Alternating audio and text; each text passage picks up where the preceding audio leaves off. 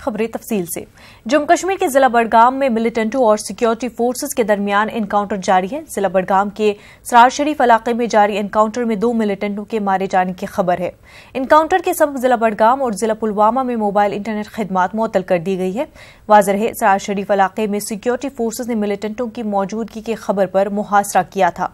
इस दौरान इलाके में छुपे मिलिटेंटों ने फोर्सेस पर फायरिंग की।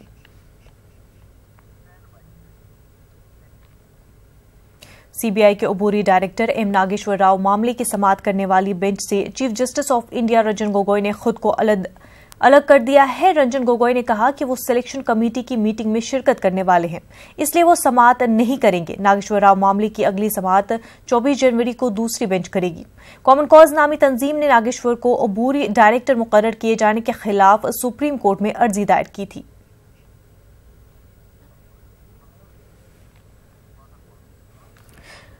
नाजरीन, आपको बता दें कि आज सीबीआई के अबूरी डायरेक्टर एम नागेश्वर राव मामले की समाअत होनी थी, लेकिन chief justice of India Ranjan Gogoi ने खुद को इस मामले से अलग कर दिया। रंजन गोगोई ने कहा है कि वो सिलेक्शन कमेटी की मीटिंग में शिरकत करने वाले हैं, जिसकी वजह से वो समाअत नहीं करेंगे।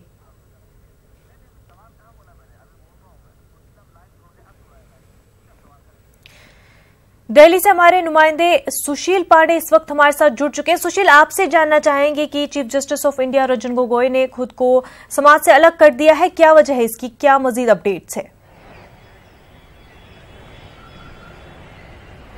देखिए, ये साफ है कि इस पूरे मामले में जो सुनवाई होनी थी, उस सुनवाई के दौरान मुख्य न्यायाधीश ने आज ये कह दिया था कि चूंकि वो जो सिलेक्शन कमेटी की जो मीटिंग है 24 तारीख को, उसमें वो शामिल होंगे और इसलिए वो इस पूरे मामले की सुनवाई नहीं कर सकते हैं। और अब फिलहाल इस पूरे मामले को दूसरी बेंच के सामने लगाया गया है, यानी कि दूसरी बेंच इस पूरे मामले की सुनवाई करेगी। चूंकि 24 तारीख को जो सिलेक्शन कमेटी की मीटिंग होगी, उस मीटिंग में यह तय किया जाना है कि सीबीआई का डायरेक्टर कौन होगा।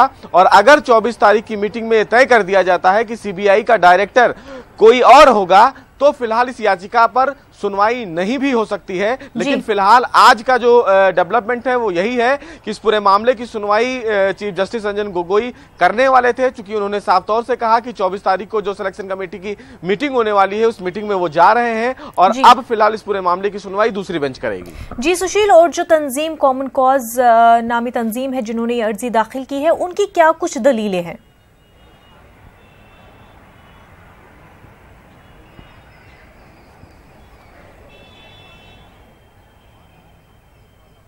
सुशील, आपसे जानना चाहेंगे कि जो तंजीम ने ये अर्जी दाखिल की है कॉमन कॉज, उनकी क्या कुछ दलीलें हैं?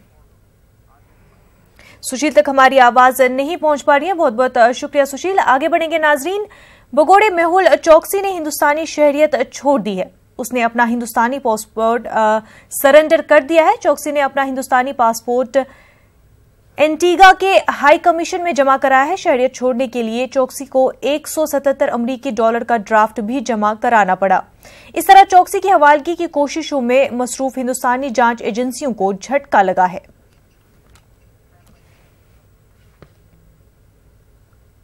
वजीर-ए-आज़म नरेंद्र मोदी के पार्लिमानी हल्के वाराणसी में 15वें प्रवासी भारतीय दिवस जारी है। प्रवासी दिवस 30 जनवरी तक चलेगा। वजीर-ए-आज़म नरेंद्र मोदी कल तकरीब में हिस्सा लेंगे और 30 जनवरी को सदर जमहूरिया इख्तितामी प्रोग्राम में शिरकत करेंगे। इस प्रोग्राम में मेहमान खसूसी के तौर पर मॉरिशस के वजीर-ए-आज़म प्रविंद जुगनाथ शामिल होंगे।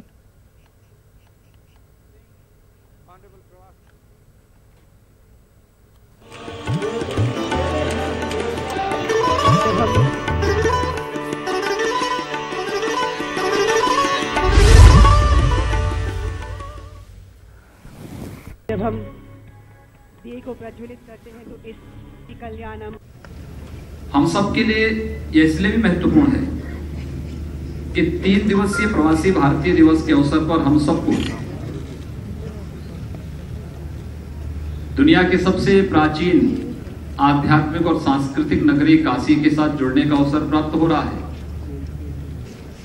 कि भारत के प्रति जो सम्मान का भाव है, हमारे यहाँ रहन सहन, खान पान, वेशभूषा अलग अलग हो सकती हैं, क्षेत्र अलग अलग हो सकते हैं, भाषाएं अलग अलग हो सकती हैं, उपासना विधियों में थोड़े बहुत अंतर हो सकता है, लेकिन उत्तर से दक्षिण तक, पूरब से पश्चिम तक पूरे भारत के अंदर एक भाव है, एक भंगिमाएं हैं। पूरे भारत को जिस रूप में हम लोगों ने देखा है और जो हमारे वेदों का उद्घोष रहा है कि माता भूमि पुत्रोहम पृथिव्या का, उस भाव को आगे बढ़ाने के लिए प्रवासी भारतीय दिवस हम सबको एक बार पुनः अपनी जड़ों के साथ जोड़ने का अवसर प्रदान करता है। Earlier, India is one of the youngest countries in the world, with more than half of its billion population under 35 years of age. By 2020, the average age in India will be 29, making it the world's youngest country, with 64% of the population in the working age group. While countries like US, Western Europe, Japan and even China are aging rapidly, India is getting younger and younger. By 2022, these aging countries will become super-aged, with over one-third of their population over 65 years of age, while India will have the world's largest working population. This demographic perspective offers India an unprecedented edge, which could further contribute to building a new, young India by 2022. Friends, it is projected that India will be the source of skilled manpower to the world by 2022. Our Skill India initiative is aimed towards making India ready to become the skill capital of the world by 2022. We have the Pravasi Kaushal Vikas Yojana, which aims to enhance the skills of Indian youth who seek overseas employment. तो नाजरीन, अब बात करते हैं कुंभ की।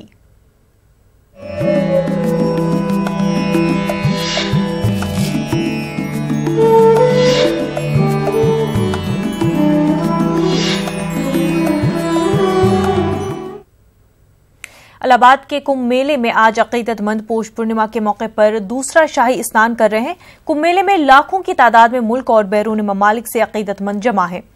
हिंदू अकीदतमंदों का मानना है कि आज के दिन संगम में स्नान करने से पुण्य ज्यादा मिलता है। हुजूम को देखते हुए सिक्योरिटी के सख्त बंदोबस्त किए गए हैं।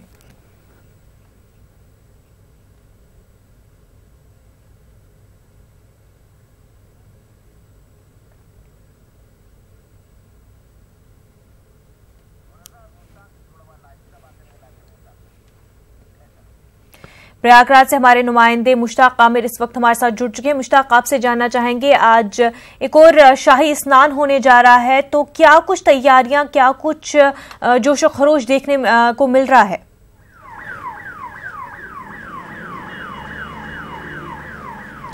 मुनस्सा, मैं आपको बता दूं कि प्रयागराज कुंभ में आज दूसरा शाही स्नान पौष पूर्णिमा का जारी है। लगातार लोग स्नान कर रहे हैं और प्रशासन ने जो दावा किया है अब तक, वो तकरीबन 65 लाख से ज्यादा लोग स्नान कर चुके हैं और शाम तक 1 करोड़ लोग स्नान करने की उम्मीद जताई जा रही है। तो स्नान का सिलसिला लगातार जारी है। इसी तरह से श्रद्धालुओं के आने का सिलसिला भी जारी है। पूरा संगम का एरिया श्रद्धालुओं से भरा हुआ है। लोग स्नान कर रहे हैं, पूजा अर्चना कर रहे हैं और जो उनकी मन्नत और मुरादें हैं वो उसे मांग रहे हैं। तो जाहिर है ये शाही स्नान, इस कुंभ का ये दूसरा बहुत महत्वपूर्ण और बहुत अहम स्नान है जो शाम तक जारी रहेगा और बहुत दूर दूर से लोग आए हैं जो यहाँ पर स्नान कर रहे हैं। मुनज़्ज़ा जी मुश्ताक, और बात करें अगर इंतजामात की, तो क्या कुछ इंतजामात किए गए हैं?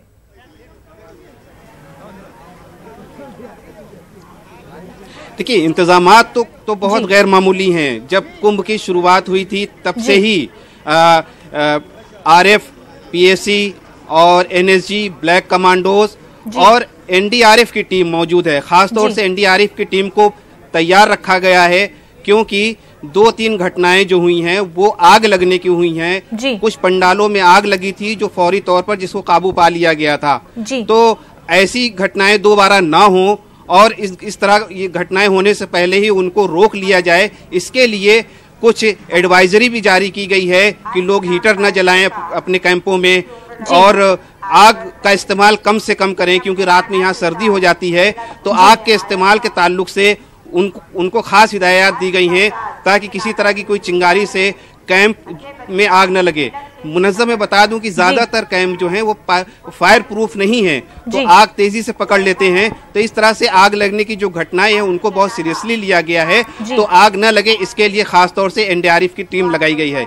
इसी तरह से जल पुलिस वो पुलिस है जो संगम के पूरे एरिया में पानी पर जो है वो गश्त कर रही है ताकि कोई श्रद्धालु नहाते वक्त डूब न जाए। अगर वो इस तरह की कोई घटना होती है तो उन्हें डूबने से पहले ही उन्हें बचा लिया जाए। तो जल पुलिस एनडीआरएफ बहुत बखूबी काम कर रही है और अभी सुबह से किसी नाखुशगवार वाकये की कोई इत्तला नहीं है। 65 लाख लोग स्नान कर चुके हैं और शाम तक ये तादाद 1 करोड़ तक पहुंच सकती है। मुनज़्ज़म मैं और आपको बता दूं कि जहां देश विदेश से मुल्क गैर मुल्क से हजारों लोग लाखों लोग यहाँ मौजूद हैं। आज से कल्पवास की शुरुआत भी हो रही है। कल्पवास का मतलब ये होता है कि आज से लेकर के 19 फरवरी तक तकरीबन 1 माह तक लोग यहाँ क़याम करेंगे, स्टे करेंगे। इसको कल्पवास कहते हैं। तो तकरीबन 15 से लेकर 20 लाख लोग तक कल्पवास कर रहे हैं, यानी 15 से लेकर 20 लाख लोग तक वो हर वक्त यहाँ पर मौजूद रहेंगे। उनको कल्पवासी कहा जाता है।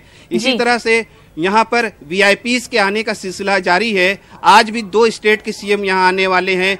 मनोहर लाल खट्टर जो हरियाणा के सीएम हैं और उत्तराखंड के सीएम त्रिवेंद्र रावत यहाँ पर आने वाले हैं। तो इस तरह से जहाँ एक तरफ देश विदेश से आम लोग, खास लोग आ रहे हैं, वहाँ पर इस तरह से पॉलिटिकल लोग भी आ रहे हैं और बहुत अहम ओहदों पर के हामिल लोग भी यहाँ पर आ रहे हैं। तो मेले में चहल पहल बनी हुई है। पूरे कुंभ में जिस तरह से लोग अपनी आस्था का और अपनी अकीदत का सबूत दे रहे हैं, इससे ये लगता है कि ये तादाद आने वाले दिनों में और भी श्रद्धालुओं की बढ़ती चली जाएगी। मुश्ताक, क्योंकि पॉलिटिकल लीडर्स भी कुंभ मेले में आ रहे हैं, तो उनकी आमद को किस तरह से देखा जा रहा है? क्या कहीं ना कहीं वो आने वाले चुनाव को लेकर वहां आ रहे हैं, अपना लोगों तक बात रखने के लिए वहां पर आ रहे हैं? किस तरह से जो पॉलिटिकल लीडर्स का आना कुंभ मेले में कैसे देखा जा रहा है?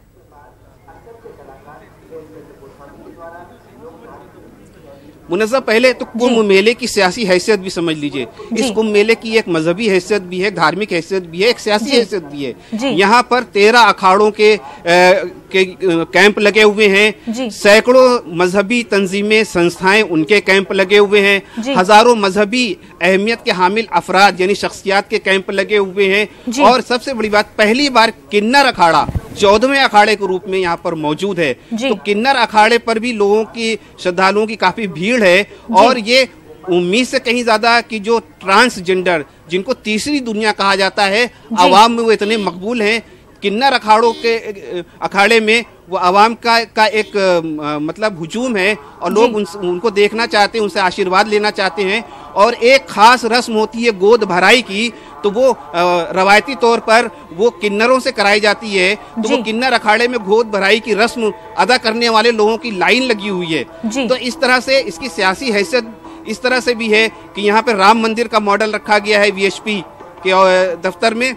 और उनका ये कहना है कि जो राम मंदिर, भावी राम मंदिर बनेगा अयोध्या में, इसी रूप में बनेगा। तो उसकी एक सियासी हैसियत है। राम मंदिर पे बहुत बयानबाजियां हो रही हैं। स्वरूपानंद जी महाराज यहाँ मौजूद हैं, वीएचपी के लोग मौजूद हैं और इसी तरह से आरएसएस की पूरी आला क़यादत मौजूद है। मुश्ताक, बहुत बहुत शुक्रिया आपका तफसीलात फराहम करने के लिए।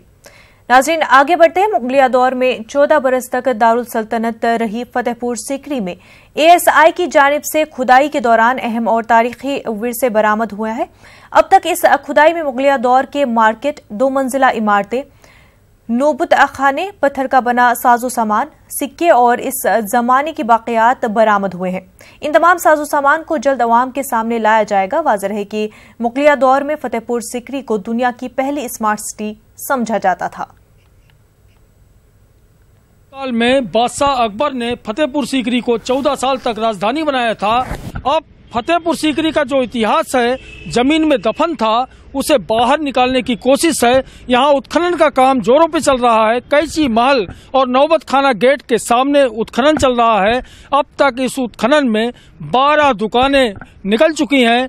इन दुकानों के बाद भी उत्खनन का कार्य आप देख सकते हैं कि अभी जारी है। तो जो उत्खनन हो रहा है, इसमें अब तक मिट्टी के बर्तन भी निकले हैं जिन्हें संरक्षित कर लिया गया है। तो पुराने जमाने में मुगल काल में जो खजाना था इतिहास का, उसे बाहर लाने की कोशिश है कि किस तरह से बाजार लगते थे अकबर के जमाने में, उसे जो पर्यटक आए फतेहपुर सीकरी देखने, वह यहाँ का अतीत भी देख सके। पुराना अतीत, ऐसा अतीत जो मिट्टी में दफन था, उसे उत्खनन के जरिए बाहर लाने की बड़ी कोशिश है एएसआई की। कैमरामैन बंटी के साथ हिमांशु त्रिपाठी, न्यूज 18, फतेहपुर सीकरी, आगरा। राजस्थान में स्वाइन फ्लू का बढ़ता दायरा हुकूमत और अवाम के लिए खौफ और दहशत का बाइस बना हुआ है। स्वाइन फ्लू का मर्ज बढ़ता जा रहा है। अमवात का सिलसिला जारी है। गुज़िश्ता 20 दिनों में 49 अमवात हो चुकी हैं। 1233 मरीजों की तशखीस हो चुकी है। जयपुर, जोधपुर, भिलवाड़ा, कोटा, प्रतापगढ़ और दीगर जिलों में स्वाइन फ्लू तेजी से फैल रहा है। वाज़ेह है कि 30 जनवरी तक महकमे सेहत की जानिब से जांच मुहिम चलाई जाएगी। हिंद बांग्लादेश की अगरतला सरहद पर 16 बच्चों समेत 31 रोहिंग्या मुसलमान गुज़िश्ता 48 घंटों से फंसे हुए हैं। तमाम रोहिंग्या मुसलमान फिलहाल नोमैंस लैंड पर हैं। रोहिंग्या मुसलमान न बांग्लादेश में दाखिल हो पा रहे हैं और न ही हिंदुस्तान उन्हें अपने इलाके में दाखिल होने दे रहा है। दोनों ममालिक की फोर्सेस एक दूसरे पर इल्जाम तराशियां कर रही हैं। हिंदुस्तानी सिक्योरिटी फोर्सेस का कहना है कि रोहिंग्या मुसलमानों को बांग्लादेश की सरहदी फौज ने हिरासत में ले लिया है। वहीं बांग्लादेशी फौज का दावा है कि ये लोग हिंदुस्तान से बांग्लादेश में दाखिल हो रहे थे, जबकि इस बात की बीएसएफ ने तरदीद की है।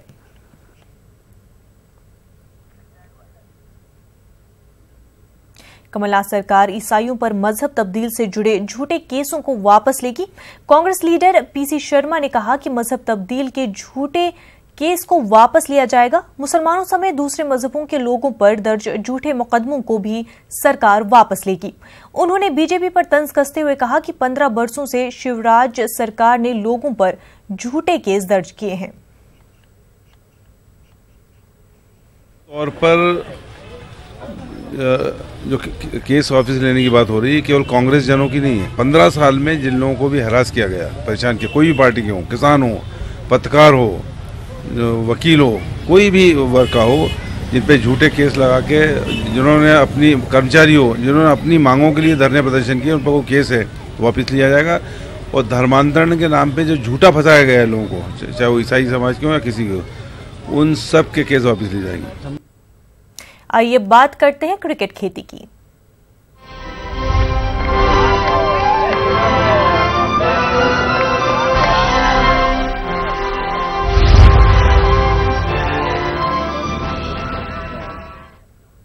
मुल्क के किसान अब खेती को घाटे का सौदा बता रहे हैं। शायद यही वजह है कि किसान अब क्रिकेट की खेती करने लगे हैं। जहां उन्हें बगैर मेहनत के आमदनी हो रही है, तो वहीं मुल्क के मुस्तकबिल कहे जाने वाले बच्चों के चेहरों पर भी मुस्कुराहट नजर आने लगी है। पेश है रिपोर्ट।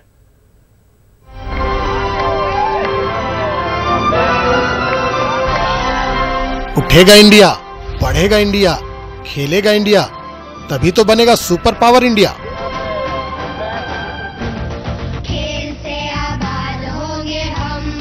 हमारी हुकूमत ने मुस्तकबिल के इंडिया के लिए यही ख्वाब देखा है।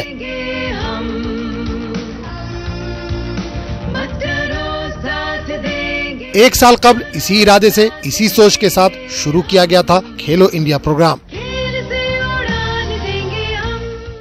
लेकिन खेलेगा कैसे इंडिया? क्योंकि दिल्ली एनसीआर में जहां तक नजर जाती है, हर जगह फलक बोस इमारतें हैं, मीलों मील तक फैले हैं तो बस शहर के निशान। ऐसे में इंडिया खेले तो कहां खेले? खेलने के लिए चाहिए होता है मैदान। दिल्ली एनसीआर में मैदानों की कमी है, लेकिन अब दिल्ली एनसीआर में बसे किसानों ने मैदानों की कमी पूरी कर दी है। कहते हैं ना, जहां चाह वहां राह।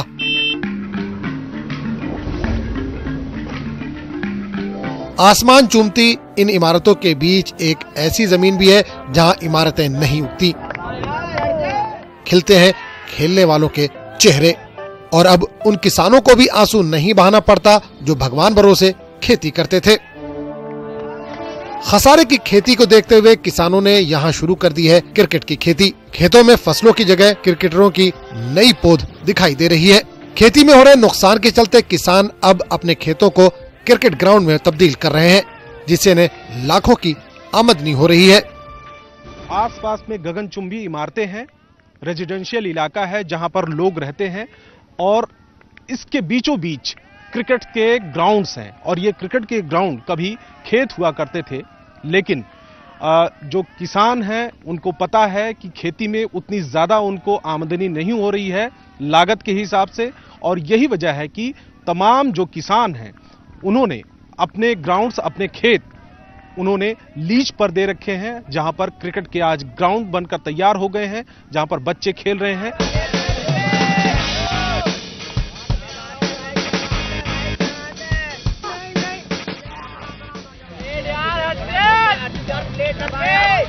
किसानों का कहना है कि अब खेती फायदे का सौदा नहीं है और यही वजह है कि किसान आमदनी का नया रास्ता अपना रहे हैं। ग्राउंड इसलिए बनाया सर, खेती में अब सब तो हो गए अपनी कंपनी के वे, अब कोई रहा नहीं खेती करने वाला, और मैं कहाँ से अकेला करता हूँ ये बताओ। अब इसलिए ग्राउंड बना दिया। और आमदनी भी कम होती थी? हाँ जी, आमदनी भी कम थी सब, इसमें वही एक परिवार का खाना निकल ही जाता है। आज राजेश का खेत एक क्रिकेट ग्राउंड की शक्ल ले चुका है। खिलाड़ियों को ये मैदान किराए पर दिया जाता है। गुज़िश्ता एक साल में सिर्फ नोएडा में खेती की जमीन पर 1 दर्जन से ज्यादा क्रिकेट ग्राउंड तैयार किए गए हैं। यहाँ किसानों को एक ग्राउंड से सालाना 16 से 20 लाख की आमदनी हो जाती है। वहीं खिलाड़ियों की भी मुरादें पूरी होती नजर आ रही हैं। Bureau report, news 18 Urdu. आज हम 2 अहम खबरों पर बात करेंगे। पहली खबर है मेहुल चौकसी के मुतालिक। मेहुल चौकसी ने हिंदुस्तानी शहरियत छोड़ दी और अपना हिंदुस्तानी पासपोर्ट सरेंडर कर दिया। वहीं दूसरी खबर जम्मू कश्मीर से है, जहां बर्फबारी और शदीद तरीन सर्दी ने 40 साल का रिकॉर्ड तोड़ दिया। तो पहले बात मेहुल चौकसी की।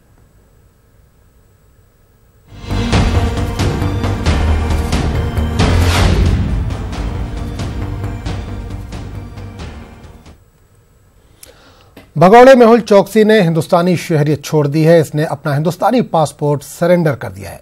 चौकसी ने अपना हिंदुस्तानी पासपोर्ट एंटीगा के हाई कमीशन में जमा करा दिया है। शहरियत छोड़ने के लिए चौकसी को $177 अमेरिकी का ड्राफ्ट भी जमा कराना पड़ा। इस तरह चौकसी की हवालगी की कोशिशों में मसरूफ हिंदुस्तानी जांच एजेंसियों को झटका लगा है।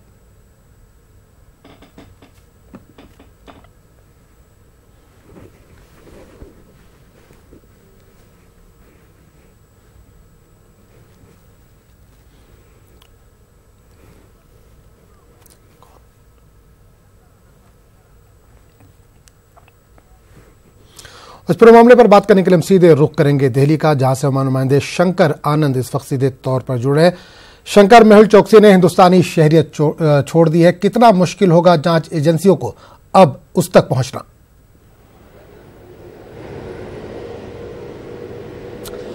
निश्चित तौर पे आजम, ये एक बहुत बड़ा एक झटका कहा जा सकता है भारतीय जांच एजेंसी के लिए। इस मामले में भारतीय जांच एजेंसी सीबीआई और ईडी इस मामले की तफ्तीश कर रही थी और तफ्तीश के साथ साथ वो लगातार इस मामले में प्रयास कर रही थी कि किसी तरह से भी मेहुल चौकसी को जल्द से जल्द भारत लाया जाए। भारत में जिस तरह से उसके खिलाफ पंजाब नेशनल बैंक घोटाले मामले में जिस तरह से तकरीबन 14,000 करोड़ का जो फर्जीवाड़ा करने का एक आरोप है इस मामले में, हालांकि आरोप तो नीरव मोदी के पे था, नीरव मोदी और मेहुल चौकसी पर। तो इस मामले में सीबीआई ने कार्रवाई की, मामला रजिस्टर्ड किया। उसी मामले को आधार बनाते हुए ईडी ने मामला रजिस्टर्ड किया। ईडी ने इस मामले में काफी संपत्ति भी उसकी अटैच की, लेकिन भारत में लाना और भारत में लाकर उसके खिलाफ तफ्तीश करना, इस मामले में पूछताछ करना और यहाँ पर उसके खिलाफ कार्रवाई करना, ये कोशिश कर रही थी। लेकिन अब जिस तरह से मेहुल चौकसी ने अपना पासपोर्ट एंटीगा में अपने वहाँ भारतीय दूतावास में जिस तरह से जमा करवाया है, निश्चित तौर पे अब थोड़ा सा झटका जरूर लगा है। और इस मामले पे आज कई बीजेपी के जो वरिष्ठ नेता हैं उनसे मेरी बातचीत हो रही थी और यहाँ तक कि थोड़ी देर पहले शहनवाज हुसैन से मेरी बातचीत हुई थी। उनका कहना है, शहनवाज हुसैन का, कि इस मामले पर कि जल्द से जल्द बीजेपी सरकार और मोदी सरकार जो है इस मामले पर जल्द से जल्द एक बड़े ऑपरेशन को अंजाम देगी और निश्चित तौर पे इसका जो एक दूसरा वैकल्पिक व्यवस्था है और दूसरा ऑप्शन तलाशा जा रहा है कि किस तरह से उसको भारत लाया जाए।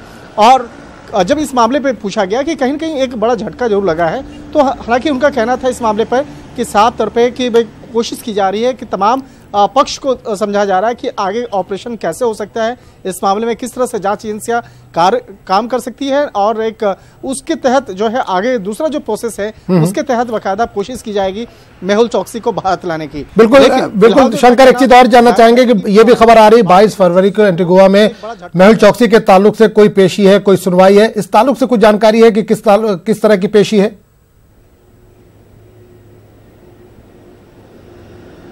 देखिए जो पेशी है जो पहले से ये मामला पहले से चला रहा था और वहाँ के कोर्ट में जिस तरह से भारतीय जांच एजेंसी वहाँ पे कोशिश कर रही थी कि वहाँ पे इंटरपोल इस मामले पे मदद करे और बाकायदा वहाँ से भारत में उसका प्रत्यर्पण कराया जाए। जी। तो इसकी तारीख जो पिछली जो तारीख थी उस तारीख पे लगातार बहसबाजी चल रही थी, लेकिन अब जिस तरह से मेहुल चौकसी ने भारत की नागरिकता को ही त्याग दिया है और इस मामले में अपना पासपोर्ट जिस तरह से जमा करा दिया है, तो अब वहां से भारत में किस तरह से प्रत्यर्पण कराया जाए। हालांकि एंटीगुआ की बात करें, एंटीगुआ जो है वहां से भारत में प्रत्यर्पण कराना थोड़ा सा मुश्किल है क्योंकि भारत के साथ में वो संधि नहीं है। शायद इसी का तकाजा है कि मेहुल चौकसी जाके उस देश में ठहरा, उस द्वीप में ठहरा जहां से भारत के साथ में कोई संधि नहीं है। तो अब यहाँ पे कोशिश की जा रही है कि इंटरपोल से भी बाकायदा भारत मदद ले रहा है कि इस मामले पर भारत को मदद किया जाए क्योंकि वो भारत का आरोपी है, क्योंकि भारत में एक बड़े मामले को अंजाम देकर वो यहाँ से फरार हुआ है।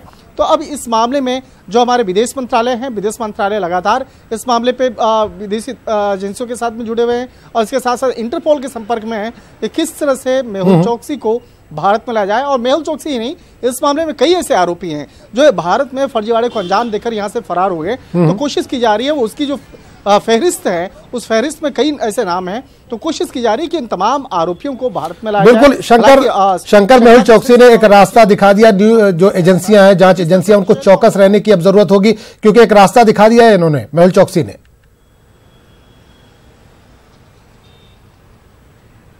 निश्चित तौर पे एक रास्ता तो जरूर दिखाया गया है। और इस मामले में जब हमारी बातचीत हो रही थी शहनवाज हुसैन से, तो उनका कहना था कि हम लोग क्रिश्चियन मिशेल को जिस तरह से लेके आए, क्रिश्चियन मिशेल के बारे में भी कोई जानकारी नहीं मिल पा रही थी, वो भी ऐसा कहा जा रहा था कि वो नहीं आ सकता भारत। लेकिन अब विदेशी नागरिक को जब भारत लेके आ गए, वो तो भारत का नागरिक है क्योंकि वो जिस वक्त में ये फर्जीवाड़े को अंजाम दिया गया था उस वक्त में वो भारत नागरिक था और यहाँ से फर्जीवाड़े को अंजाम देकर यहाँ से फरार हुआ। तो निश्चित तौर पे भारत के अंदर का जो मामला है, भारतीय जांच एजेंसी इस मामले की पड़ताल कर रही है, तो निश्चित तौर पे उसे भी भारत में लाया जाएगा और वो दिन दूर नहीं है कि मेहुल चौकसी को भारतीय जांच एजेंसी यहाँ पर ही पूछताछ करेगी और उसके खिलाफ एक ठोस कार्रवाई करेगी। बिल्कुल शंकर, एक चीज और जानना चाहेंगे। मेहुल चौकसी लगातार ये कहता रहा है कि वो बैंकों से कांटेक्ट में है, राब्ते में है, वो वीडियो कॉन्फ्रेंसिंग के जरिए सुनवाई में के लिए भी तैयार है। तो क्या ये सब एक फर्जीवाड़ा माना जाए या वाकई आगे चलकर वो सुनवाई के लिए तैयार होगा वीडियो कॉन्फ्रेंसिंग के जरिए और बैंकों के कांटेक्ट में है वो?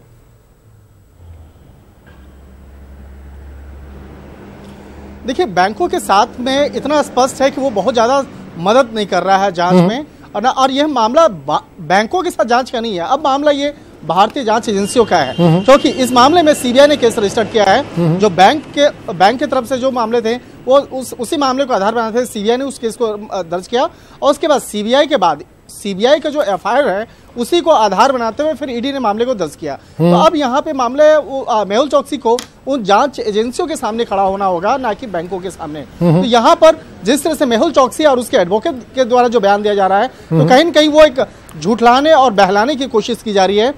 अगर आपको मदद करना है तो इन जांच एजेंसियों के सामने आपको आना होगा और जांच एजेंसी के आगे आके आपको अपनी बात रखनी होगी। आप तमाम दस्तावेज या जो भी सबूत देना है आप जांच एजेंसी के सामने दीजिए, क्योंकि जांच एजेंसी इस मामले जो चाहे बात करे, सीबीआई की बात करे या ईडी की बात करे, तो सीबीआई और ईडी इस मामले की जांच कर रही है, तो इनको जांच एजेंसियों को कॉपरेट करना होगा और यहाँ पे आके बाकायदा जैसे जांच एजेंसी चाहते हैं कि आकर यहाँ पर आप कॉपरेट करिए, यहाँ पर आप इन्वेस्टिगेशन ज्वाइन कीजिए और जो कानून के मुताबिक जो आपके साथ प्रावधान है वो प्रावधान किया जाएगा कानून। तो ये इस मामले पे कई बार मेहुल चौकसी को भी लिखा गया। मेहुल चौकसी सिर्फ एक वक्त लेना चाह रहा है, इस मामले पे झूठलाने की कोशिश की जा रही है और इस मामले पर अगर उसको वाकई में कुछ कहना चाहता है तो जांच एजेंसी के सामने आके कहे। तो एक तरह से कह सकते हैं कि यहाँ पर मेहुल चौकसी या उसके एडवोकेट के द्वारा जो एक बयान है वो सिर्फ बयानबाजी है, बयान के अलावा और कुछ नहीं है।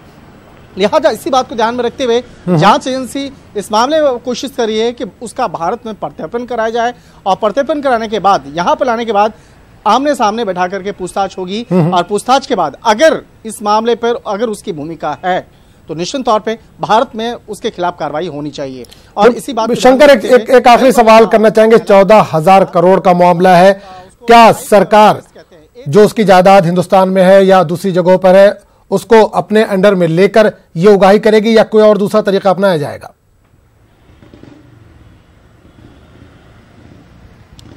देखिए, इस मामले में ईडी काफी संपत्ति जो है वो अटैच कर चुकी है, काफी संपत्तियों को अटैच कर चुकी है और यहाँ पर जो कोर्ट है उस ट्रिब्यूनल कोर्ट में बकायदा ये मामला भी चल रहा है और उसकी जो अटैचमेंट है उसकी फाइनल एक आर्गुमेंट जो है वो जल्दी होने वाला है। तो निश्चित तौर पे जो संपत्ति जो बनाई गई है उसको अटैच कर लिया गया है। लेकिन अब एक नया अधिनियम लाया गया था, भगोड़ा बिल जो लाया गया था, जिसमें कि अगर यहाँ कोई ऐसा अपराधी होता है जो भारत में कई बड़े फिनेंशियल क्राइम को अंजाम देकर यहाँ से जो फरार हो जाता है तो उसको लाने के लिए या एक अंतर्राष्ट्रीय स्तर पे उसको एक उसके खिलाफ कार्रवाई करने का एक मुहिम है, उसके लिए बाकायदा अब मेहुल चोकसी के खिलाफ ईडी तैयारी कर रही है। निश्चित तौर पे ईडी को इस मामले में जल्द ही कई और भी सफलता मिल सकती है। तो इतना तो स्पष्ट है कि जांच एजेंसी के रडार से बचना थोड़ा सा मुश्किल होगा मेहुल चोकसी को, लेकिन फिलहाल के लिए मेहुल चोकसी ने जरूर भारतीय जांच एजेंसी को थोड़ा सा झटका दिया है और थोड़ी सी मुश्किल जो है वो बढ़ चुकी है, क्योंकि मेहुल चोकसी जैसे ही भारतीय नागरिकता छोड़ता है तो उसके बाद छोड़ने के बाद अब जो है उसको थोड़ा सा भारत में लाने के लिए भारतीय जांच एजेंसी को थोड़ा सा और प्रयत्न करना होगा और निश्चित तौर पे इस मामले में इंटरपोल की मदद की आवश्यकता पड़ेगी और इंटरपोल जो है इस मामले में पहल कर सकता है। लेकिन भारतीय जांच एजेंसियों को के साथ साथ में भारतीय दूतावास को इस मामले पर अंडीगा जो सरकार है उसके साथ में बाकायदा बात करना होगा और कोशिश करनी होगी कि जल्द से जल्द उसे भारत में सौंपने का। बिल्कुल शंकर, इस तमाम जानकारी के लिए बहुत बहुत शुक्रिया आपका। तो जाहिर सी बात है भगोड़े मेहुल चोकसी ने हिंदुस्तानी शहरियत छोड़ दिया, जांच एजेंसियों को मुश्किलात का सामना करना पड़ सकता है। इसने पासपोर्ट भी अपना सरेंडर कर दिया है। और अब बात करेंगे आज के दूसरे टॉपिक की और वादी कश्मीर में इन दिनों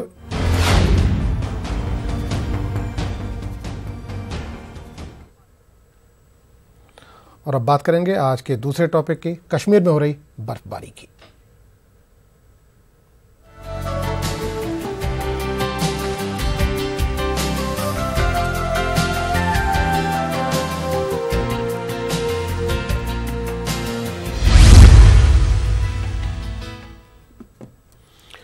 वादी कश्मीर में इन दिनों शदीद तरीन सर्दी के 40 रोज यानी चिले कलां रिकॉर्ड तोड़ सर्दी के साथ अपने पूरे शबाब पर है।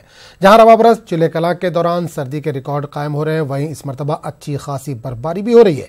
वादी कश्मीर में आज भी कई इलाकों में बर्फबारी का सिलसिला जारी है। बीती रात जवाहर टनल के करीब भारी बर्फबारी हुई, इसकी वजह से जम्मू श्रीनगर कौमी शाहराह को गाड़ियों के आमदोरफ्त के लिए बंद किया गया।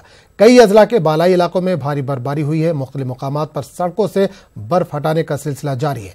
उधर शुमाली कश्मीर के जिला कुपवाड़ा की अगर हम बात करें तो कुपवाड़ा में गुज़िश्ता शाम से मुसलसल बर्फबारी जारी है। कुपवाड़ा के बालाई इलाकों के साथ साथ मैदानी इलाकों में भी बर्फबारी हो रही है। एक तरफ जहां मुख्तलिफ लिहाज से काफी अहम है, वहीं बर्फबारी की वजह से कई इलाकों का सड़क राब्ता मुनक़ते हो गया। बिजली और पानी की सप्लाई भी बर्फबारी से काफी मुतासिर है। सरहदी इलाके गुरेज, टंगडार, कंडा और मिशेल सड़क राब्ता आमदोरफ्त के लिए बंद पड़े हैं। गरबाई राजधानी श्रीनगर में भी हल्की बर्फबारी की पेशनगोई की गई है। श्रीनगर में मौसम की खराबी की वजह से कई उड़ानें मनसूख कर दी गई हैं। भारी बर्फबारी की वजह से खित्ता लद्दाख का रियासत के दीगर हिस्सों से जमीनी राब्ता मुसलसल मुनक़ते है। इस सबब सूरत हाल को देखते हुए जहां बागबानी और ज़रई और सियाहती शोबे के लिए बर्फबारी काफी राहत बख्श है, वहीं रोजमर्रा की जिंदगी में पेश आ रही मुख्तलिफ मुश्किलात में इजाफा हो रहा है। इस बर्फबारी को अवाम के लिए एक सजा माना जा रहा है।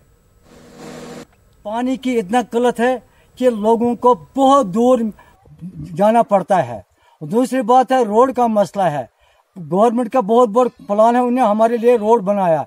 रोड के साथ जो पाइपें हैं नीचे अभी तो वो नहीं निकाला, वही पाइपें फट भी जाते हैं, उनकी पाइपों मरम्मत भी करते हैं। दूसरी मसला बिजली का। बिजली 2 मिनट के बाद आते हैं, 4 घंटे के बाद जाते हैं, घंटे के बाद 15 मिनट के बाद जाते हैं। जो पोल है सड़क पर आज तक वो पोल नहीं निकला। जो पोल वहीं है उसी तरीके से आज 10 साल से पहले रहा। मसला बाकी मतलब अस्पतालों का, हमारे गांव में अस्पताल है, हमारे अस्पताल में डॉक्टर की इतनी किल्लत है, कमी है, डॉक्टर साहब एक है, मतलब बाकी कोई फैसिलिटी हमारे गांव में नहीं है। यहाँ के लोगों को अगर बीमार है, बीमार पहले सिर जाना पड़ता है, जब सिर जाते वहाँ डॉक्टर साहब लिखते हैं इसको रेफर करो अनंतनाग। जब हम सुनते हैं रेफर करो अनंतनाग, हमें पता नहीं रेफर क्या होगा, हमें पता समझो ये मर गया। जब अनंतनाग पहुंचते अनंतनाग डॉक्टर बोलते हैं रेफर कर को श्रीनगर। और बर्फबारी की वजह से किस तरह के हालात पैदा हुए, मुदस्सिर कादरी ने इसका जायजा लिया। पहाड़ी रेंज और जवाहर टनल के आर पार मुसलसल बारिशों और बर्फबारी की वजह से जम्मू श्रीनगर कौमी शाहराह, जो कि वादी कश्मीर को मुल्क के बकिया हिस्सों से मिलाने वाला वाहिद रास्ता है, वो बंद हो गया है। और अक्सर जो बर्फबारी होती है, बर्फबारी के दौरान जो ये रास्ता है, जो इसका राबिता जो है मुनक़िता हो जाता है, और जिसकी वजह से जो गाड़ियाँ होती है सैकड़ों की तादाद में वो दरमांदा हो जाती हैं। और आप अभी भी देख सकते हैं कि हम जवाहर टनल के इस पार है, यानी कि कश्मीर के साइड में है, और आप देख सकते हैं कि कितनी लंबी लंबी कतारें हैं गाड़ियों की। और ख़ासकर जो माल बरदार गाड़ियाँ होती हैं, ट्रक होते हैं, तो उनको जो है काफ़ी मुश्किलात का सामना करना पड़ता है। और साथ ही साथ मैं आपको बता दूँ कि मुसाफिर बरदार गाड़ियाँ भी जो है वो भी दरमांदा पड़ी हुई है। और जो मुल्क के मुख्तलिफ हिस्सों से जो यहाँ पर सयाह आते हैं या फिर कारोबार के सिलसिले में ताजिर तबके से वाबस्ता लोग आते हैं, तो वो भी इस दौरान दरमांदा हो जाते हैं। और अभी आप देख सकते हैं कि किस तरह से ये माल बरदार ट्रकों के ड्राइवर हैं जो यहाँ पर रास्ता खुलने के इंतज़ार में हैं, और ये चाहते हैं कि जो रास्ता बंद पड़ा है गुज़िश्ता शाम से, वो जल्द से जल्द खुल जाए। और इनका जो ताल्लुक़ है यकीनी तौर पर मुल्क के मुख्तलिफ हिस्सों से होगा। सोपुर से माल लोड के आए, यहाँ पे हो गया 3-4 दिन पहले भी कानवाई लगा था, अब भी कानवाई में खड़े हैं। यहाँ पे रास्ता जाम है 2-3 दिन से, अब बोलते हैं कल छोड़ेंगे आपको। ना यहाँ पानी की दिक्कत हो रही है, यहाँ ना खाने पीने की दिक्कत, ना कोई होटल है इधर आसपास में, सब परेशानी हो रही है यहाँ पे। इधर बहुत मुश्किलें हो रही है हमें, सर्दी बहुत है, इधर कोई साधन नहीं है, इधर कोई भी नहीं आ रहा है हमारे पास इधर पूछने के लिए। तो कब तक खड़े रहेंगे इस तरीके से? ऐसे तो दिक्कत आ जाएगी। कितनी गाड़ियाँ खड़ी है, बड़ी लंबी कतार लगी हुई है। अब बोलते हैं कि हमने वो क्या सो क्या, लेकिन हमारे पास ऐसा कोई प्रावधान नहीं हुआ, हमें कोई भी सुविधा नहीं मिल रही है। तो आप देख सकते हैं कि जिस तरह से दरमांदा ड्राइवरों की हालत इज़ार है, वो ज़बान खुद से बयां कर रहे हैं, और इसे इस बात का बखूबी अंदाज़ा लगाया जा सकता है कि इन दरमांदा मुसाफिरों को कितनी मुश्किलात दरपेश है। न्यूज़ 18 के लिए अनंतनाग से मुदस्सिर कादरी।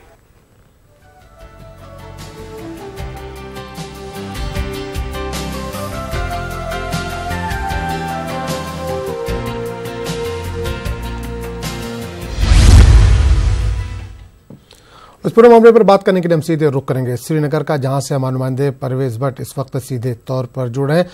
परवेज, वादी में चिल्ले-कला इस वक्त जारी है, मौसम खराब बताया जा रहा है, आप वहां पर मौजूद हैं, किस तरह का माहौल देख पा रहे हैं श्रीनगर में, किस तरह का मौसम है, मौसम का मिजाज क्या कह रहा है आज?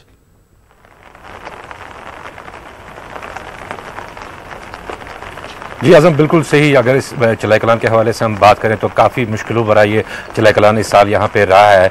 अगर बर्फ़बारी के हवाले से बात करें तो बर्फ़बारी भी 2-3 बार हुई है, और अगर सर्दी के हवाले से बात करें तो ठंड भी काफ़ी ठिठुरती ठंड यहाँ पे इस साल रही है। -7.8 तक यहाँ पारा नीचे चला गया।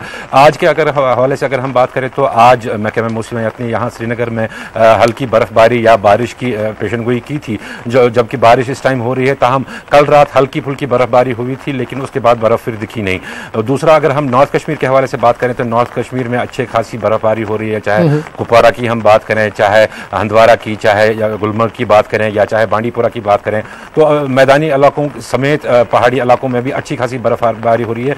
पहाड़ी इलाकों का कहा जा रहा है कि काफ़ी अच्छी बर्फबारी वहाँ पे हो रही है, जबकि मैदानी इलाकों में हल्की फुल्की बर्फबारी हो रही है।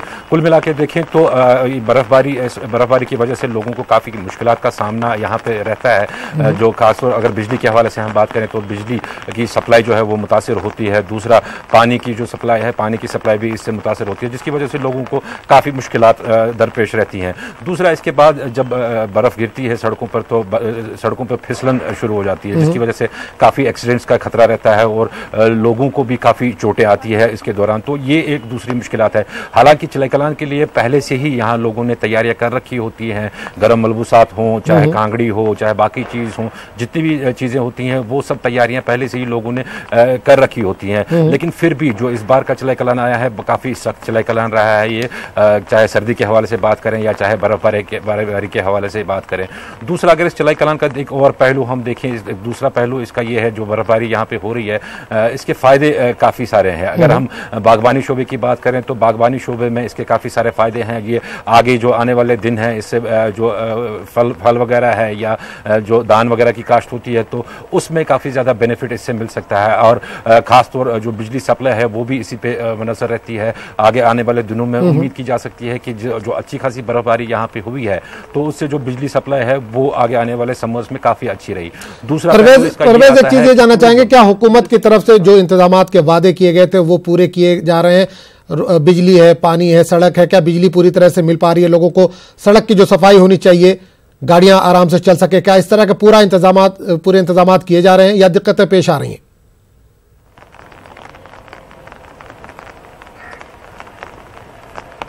जी, अगर बिजली के हवाले से हम बात करें तो बिजली की तो काफ़ी किल्लत है यहाँ पे। बिजली इस बारी काफ़ी लोगों के लिए दर्दसर बनी हुई है। बिजली कुछ ही घंटे आती है और ज़्यादातर बिजली गुल ही रहती है। लेकिन अगर हम बर्फ़ के बाद क्लियरेंस की हम बात करें, रोड क्लियरेंस वगैरह की बात करें, उसमें काफ़ी हद तक जो एडमिनिस्ट्रेशन है वो काफ़ी मुतहरक हमें दिखाई दी।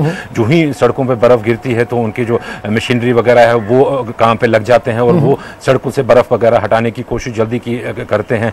यहाँ पर हमने देखा इस बारी जितनी भी बर्फबारी हुई, road connectivity with in hours यहाँ पे रोड कनेक्टिविटी जो है उसको बहाल किया गया। ये एक अच्छा पहलू इसमें देखने को मिला है। ताहम अगर हम दूर दराज इलाकों की बात करें जहाँ पे काफ़ी मशीनरी जो मैन मशीनरी काफ़ी कम है वहाँ पे काफ़ी देर तक मुनक़दा रहती हैं। जो लिंक रोड्स हैं वो सड़कें मुनक़दा रहती हैं। लेकिन शहर श्रीनगर में काफ़ी जल्दी यहाँ पे एक्शन होती है या जो टाउन एरियाज़ हैं उनमें काफ़ी जल्दी एक्शन होती है और जो हुकाम है वो सरगर्म होकर जो सड़कों से बर्फ है उसको हटाने का काम। लेकिन देही इलाकों में दिक्कतों का सामना। बिल्कुल परवेज, आपको यहाँ पर रोकना चाहूंगा। मुदस्सिर कादरी भी हमारे साथ जुड़ गए हैं अनंतनाग से। मुदस्सिर, आप अनंतनाग में मौजूद है, वहां पर किस तरह का हालात है? बर्फबारी कितनी हो रही है वहां पर और कितनी दिक्कतें लोगों को पेश आ रही हैं? जी बिल्कुल आजम, मैं आपको बता दूं कि जिस तरह से जो सर्दी के अयाम होते हैं तो काफी दिक्कतों का सामना करना पड़ता है लोगों को, खासकर जो दिही इलाकों की अगर हम बात करेंगे रूरल एरियाज में, क्योंकि यहाँ पर जो है अक्सर बर्फबारी के दौरान जो रास्ते होते हैं वो मुनक़ते रहते हैं। जो लिंक रोड्स होते हैं वो उन पर बर्फ नहीं हटाई जाती है जो अगर वक्ती तौर पर हम बर्फ कार्रवाई की अगर हम बात करेंगे तो जिसकी वजह से लोगों को काफी परेशानियों का सामना करना पड़ता है। और साथ ही साथ मैं आपको बता दूं कि जो बिजली की सूरत हाल है वो दिही इलाकों में बद से बदतर होती जा रही है इन अयाम में। लोगों का जो लोग हैं वो सरापा एहतजाज रहते हैं सर्दियों के दौरान, क्योंकि जो अक्सर जब बर्फबारी होती है या फिर बारिशें होती है तो अक्सर जो बिजली की तरसीली लाइनें हैं उनमें खराबी आ जाती है जिसकी वजह से बिजली सप्लाई जो है वो मुनक़ते हो जाती है। और दूसरी जानिब जब बिजली हुकाम से बात की जाती है तो उनका साफ तौर पर यह कहना है कि जो लोड होता है सर्दियों के दौरान वो काफी रहता है बिजली पर, और जिसकी वजह से जो अनशेड्यूल्ड पावर कट्स है उनका भी सामना करना पड़ता है। और साथ ही साथ मैं बता दूं कि जम्मू श्रीनगर कौमी शाहरा जो है वो इस वक्त बिल्कुल बंद है और जो ट्रैफिक की आमदरफ्त है वो काफी मुतासर हो गई है। हालांकि आज ट्रैफिक को जम्मू से श्रीनगर आना था, लेकिन जो बर्फबारी हुई है जवाहर टनल के जो दोनों अतराफ बर्फबारी और बारिशों का सिलसिला वो गुज़श्ता रात से ही जारी है और जिसकी वजह से जो है ट्रैफिक की आमदरफ्त भी काफी मुतासिर हुई है।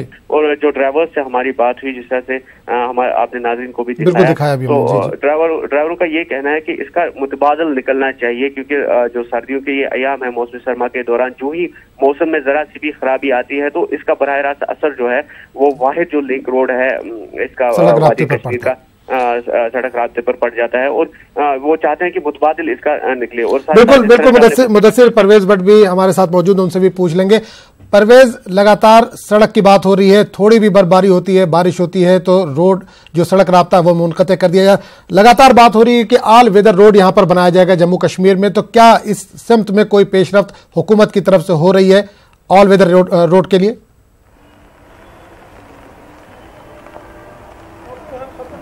जी बिल्कुल सही बात है। ऑल वेदर रोड की यहाँ पे बात चली थी जिस पे काम भी काफ़ी शदोमत से चला था, लेकिन कुछ अरसे बाद ही हमने देखा कि काम काफ़ी सुस्ती से उस पे चला है। पहले एक डेडलाइन दी गई, उसमें फिर दूसरी डेडलाइन दी गई और फिर तीसरी डेडलाइन दी, लेकिन काम की जो रफ्तार है वो काफ़ी सुस्त है। यहाँ पे मैं आपको एक बात बता दूँ कि ऑल वेदर रोड की यहाँ पे काफ़ी ज़्यादा ज़रूरत है, क्योंकि जो नेशनल हाईवे यहाँ पे शाहरग माना जाता है यहाँ पे कश्मीर वादी का, जो भी जितनी भी सप्लाईज़ हैं, जो मेन सप्लाईज़ हैं खाने पीने की चीजें हों या दवाइयां हों या बाकी चीज हों, वो ज्यादातर इसी रोड से आती हैं। तो ऐसे में बात चली थी कि एक ऑल वेदर रोड हो, हालांकि कुछ हद तक काम उस पर हुआ, लेकिन उस काम में बाद में काफी सुस्ती देखी गई और काम उस शद्दोमत से चला नहीं। आगे आने वाले में दिनों में अब पता चल सकता है कि अगर ऐसा रोड एक बनता है तो लोगों को काफी यहाँ राहत मिलेगी। काफी दरीना मांग थी यहाँ लोगों की कि ऐसा एक रोड हो जो ऑल वेदर रोड हो। हालांकि इसका ऑल्टरनेट जो रोड है वो मुगल रोड इन्होंने कोशिश की थी उसको खोलने की, ताहम वो भी जब भी बर्फबारी होती है तो वो भी अक्सर और बेशतर बंद ही रहता है। तो ऐसे में सरकार की कोशिश यही रहेगी कि ऐसा एक रोड बनाए, ऐसा एक ऑल्टरनेट ट्रैवलिंग रूट बनाया जाए जो सभी मौसम में कारगर हो। चलिए, बिल्कुल बहुत बहुत शुक्रिया परवेज भट्ट इस तमाम जानकारी के लिए श्रीनगर से, और मुदस्सर कादरी आपका बहुत बहुत शुक्रिया अनंतनाग से इस तफसीलात के लिए।